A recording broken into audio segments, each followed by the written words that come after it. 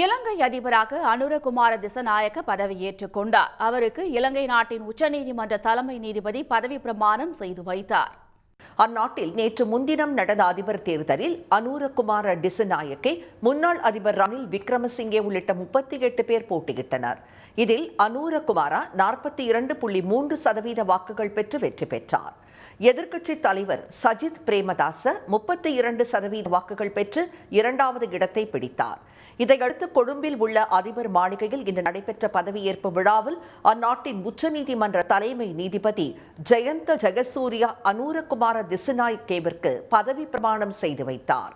இடதுசாரி கட்சி ஒன்று மக்களினால் தெரிவு செய்யப்பட்டு ஆட்சி அதிகாரத்துக்கு வருவது என்பது இதுதான் முதல் தடவை. அந்த வகையில் இது ஒரு முக்கியமான அம்சம் இந்த தேர்தலில். முன்னைய பழைய அரசியல் அதிகார வர்க்கம், அதாவது பழைய அரசியல் பாரம்பரிய அரசியல் கட்சிகள் மீது மக்களுக்கு ஏற்பட்ட வெறுப்பின் விளைவாக திசாநாயக்கா மீது மக்கள் நம்பிக்கை வைத்து, அவர் கட்சியிலிருந்து நம்பிக்கை வைத்து வாக்களித்திருக்கிறார்கள்.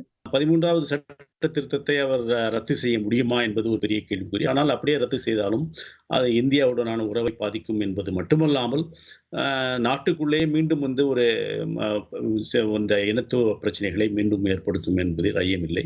எனவே அவர் தேர்தல் காலத்திலே என்ன விதமான ரெட்டாரிக்கை வேண்டுமானாலும் பயன்படுத்தி இருக்கலாம். ஆனால் அதை செயல்படுத்துவாரா என்பதை பார்க்க வேண்டும்.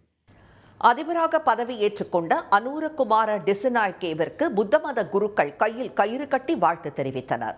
பின்னர் செய்தியாளர்களிடம் பேசிய அவர், சிங்களவர்கள், தமிழர்கள், இஸ்லாமியர்கள் என அனைத்து தரப்பு மக்களின் ஒற்றுமையே இந்த புதிய தொடக்கத்தின் அடித்தளமாக இருக்கும் என்று கூறினார்.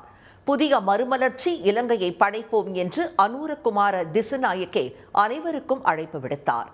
இலங்கையின் 9வது அதிபராக பதவியேற்றுக் கொண்ட அனுரகுமார திசநாயக்கேவிற்கு பிரதமர் திரு மோடி, சீன அதிபர் ஜி ஜின்பிங், எதிர்க்கட்சித் தலைவர் திரு ராகுல் காந்தி உள்ளிட்ட தலைவர்கள் வாழ்த்து தெரிவித்தனர். புதிய அதிபர் பதவியேற்றதை தொடர்ந்து இலங்கை பிரதமர் தினேஷ் குணவர்தன தனது பதவியை ராஜினாமா செய்தார். இதையடுத்து நாடாளுமன்றத்தை கலைத்து பொது தேர்தலுக்கான அறிவிப்பை அதிபர் அனுரகுமார திசநாயக்கே வெளியிடுவார் என்று எதிர்பார்க்கப்படுகிறது. உடனுக்குடன் செய்திகளை தெரிந்து கொள்ள சன் நியூஸ் பெல் ஐகானை கிளிக் பண்ணுங்க.